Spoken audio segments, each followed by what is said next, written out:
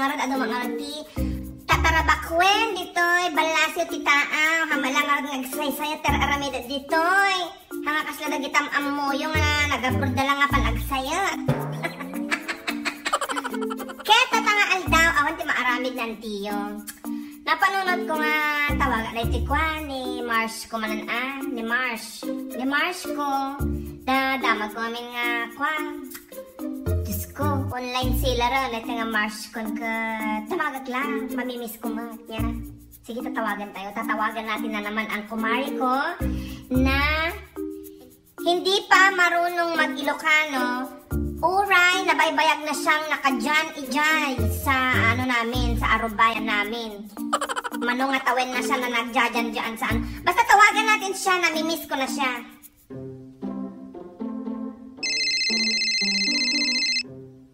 Hello, Mars! Oh, kumusta ka na nga eh? Oo, sakman na ito ay na, Diyos mio. Hindi mo na ako kamam mo. Yun lang na na matagal na ako. Am-amo mo lang ako pag dandanin na akong agawid dyan. Pag dandanin na akong agbakasyon, text ka ng text. Akala mo kung ano ka. Sino kang kilalang kilala ko pagka pero pag ganito na hindi ka na nagpaparamdam pag wala ka ng kailangan, ay na. Yan, nagpipiim ka lang pag may kailangan ka. Huwag ganun, Mars. Ukis di bawang mo, itugtog kang tupay. Kumusta na? Hindi kasi nabalitaan ko na nadamag ko na online seller ka na pala dyan. Online, kung ano-ano daw binibenta mo dyan. Bakit binenta mo na lahat ng ayuda ninyo? Ayuda nyo yan, Mare. Diyos ko. Kung ayuda, gagamitin nyo, hindi yung ibibenta mo. Ano yan? Tumanggap ka lang ng tulong ng gobyerno para magpatayo ng sari-sari store. Ukis di bawang mo. At saka, apay gaminta, bigla kang naging online seller. Ang dami ng online seller dyan. Tulad-tulad ka naman. Mag-online seller lang yung karuba natin, tapos nag-online seller ka na din. Online seller na kayong lahat. Sino pang gagatang ng mga ibibenta nyo? Agpapada naman kayo ng ilaklako. Tapos, agpapada kayo ng ilaklako, agsasabali naman kayo ng presyo. Siyempre yung mga tao doon gagatang sa gagatang sila sa pinaka-nalakaa. Salit ka. Kaya tuloy, nagalit na ang gobyerno na magbabayad na kayo ng tax ngayon kasi hindi nyo sinasabi yung mga presyo nyo, pinipiim nyo. Ano yan? Kaya pala pag nagko-comment ako sa mga post mo dyan sa Facebook, minsan nagko-comment ako ng kumusta na, PM sent, gumaganon ka naman. Ukis di bawang, hindi naman ako gagatang sa mga lako mo, PM sent naman lagi ang comment mo, ayan kasi naglalako ka na. Nangangamusta ako, minsan nagko-comment ako sa picture mo na ang sexy-sexy mo, Mare, PM sent ang comment mo, ang reply mo. Salit ka naman, kumare, ay naapo, ang sarap mo talagang. Hindi naman ako nagtatanong ng presyo, bakit PM sent ang nire-reply mo sa mga mo? Ayan kasi, lako ka kasi ng lako. Agraraman ka kasi, kumare, ay na. At saka ba't ka kasi biglang naging online seller? Hindi ka naman online seller noon. Ha? Kasi madaming nag-online seller dyan sa atin? Ay naambing ka din, kumare, ambing mo lang yan. Bakit malaki ba ang kinikita mo dyan? Piso-piso lang naman yata. Ba't di mo masabi ang presyo? Ha, i-PM sent mo sa akin? O kininas mo, kumare? Kahit sa usapan, pinipim mo pa rin ang presyo ng mga nilalako mo? Ano ba kasi mga nilalako mo? Saan galing naman mga damit na iyan? Yung mga bado na nung napuuran yung balay nyo, tapos nag-evacuate kayo?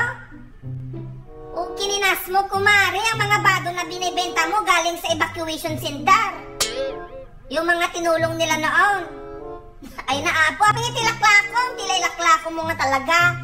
Diyos ko, akala ko naman ginatang mo yung mga binibenta mo, mga gamit nyo pala. Kaya pala nakita ko yung anak mo na natutulog na daw sa sa simento. Kasi binenta mo daw yung katrin ninyo, yung kama nyo. Nagtataka nga ako nung nakita ko na nakalupisak kayo dyan sa sa sahig. na nagbubudel fight kayo na nangnangan eh. Nilako mo na pala yung ano nyo. Yung lamesa ninyo, pati yung lami. Allah, Diyos ko, nilalako mo na lahat. Bakit mo kasi nilalako lahat? Hindi naman ganyan ang ano. Nag-quarantine lang, naging ano ka na, negosyante ka na. Ay na, tulad-tulad ka kasi. Baka madamdama, ilako mo na din pati yung mga ano mo. Mga bra at panty mo, ganyan. Damdama, ilako mo na rin ang katawan mo, kumari. Hindi yan pwede sa online sila. Baka nagla-live ka dyan, nagla-live show ka na ano, na ibinibinta mo ang sarili mo. Kulang na lang, ganyan na ang gawin mo. Mauma ako sa'yo, kumari. Ay na. Joke lang, ay na. Ikaw naman, hindi ka na mabiro. At saka yung mga ano mo, yung mga dinadawat mo na ano dyan, na pag nagtutukol ka ng ano ng bulong ng marunggat, nagkakalawit ka ng mga bunga ng marunggay dyan, ilaklako mo daw. Bakit nga, dinadawat mo na nga, tapos ilaklako mo naman, mauma ka sa'yo. Tapos yung mga ginagatang mo, nilalako mo din. Diyos ko. Kaya pala hindi mo maipos ang mga presyo ng binibenta mo, tinatimingan mo yung iba. Kung nalaklaka ang lako nila o nangingina, para laklakaan mo yung lako mo, tagumatang sila sa'yo. Oh, nakita kita! Nagko-comment ka doon sa, ano, sa live video ni Kumari Auring na, ano, na nagpupus siya ng nilalako niya. Nagko-comment ka doon na, ano, tawad ka ng tawad. Ikaw nga ang, ano, tawad ka naman ng tawad. Kung sino ka pa na, ano, nagbibinta si ka pa yung tawad ng tawad. Awam mo, kumare, ay na. Ha? Bakit mo naman isasardang ang maglako? Ayan kasi. Apay kami mag-online seller na kayo amin dita. Nag-online seller lang ang isa, nadamag mo lang na ano, may tubo.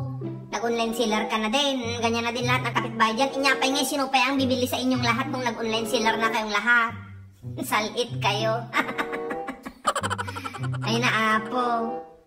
At saka ano, magaramid ka ng ano mo, ng Facebook page mo na doon ka mag-post ng mga nilalako mo.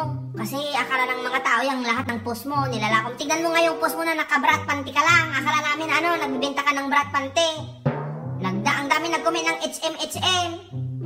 Mga nag-comment pa naman na ano, puro Arabo, puro Indiano ang mga nag-comment sa post mo na yun, naka-brat panty ka lang. Diyos ko, ang dami mo kasing gayam na ganyan. Puro Arabo ka na, Indiano dyan sa Facebook. Ewan ko ba sa iyo? Ano ba yan? Nagbibirok ka ba ng ano? Sukat ng asawa mo?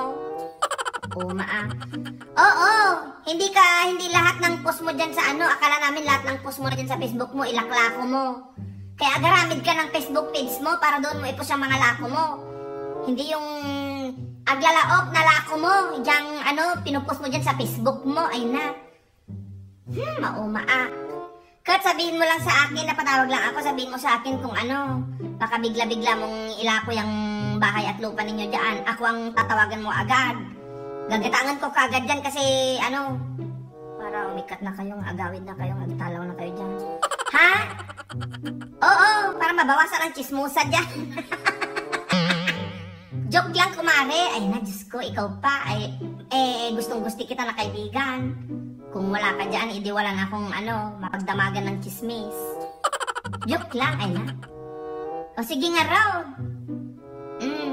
Galingan mong magsursuro ng Ilocano para ano, diretso na Ilocano ang usapan natin. Wow! O siya, sige. O sige, bye!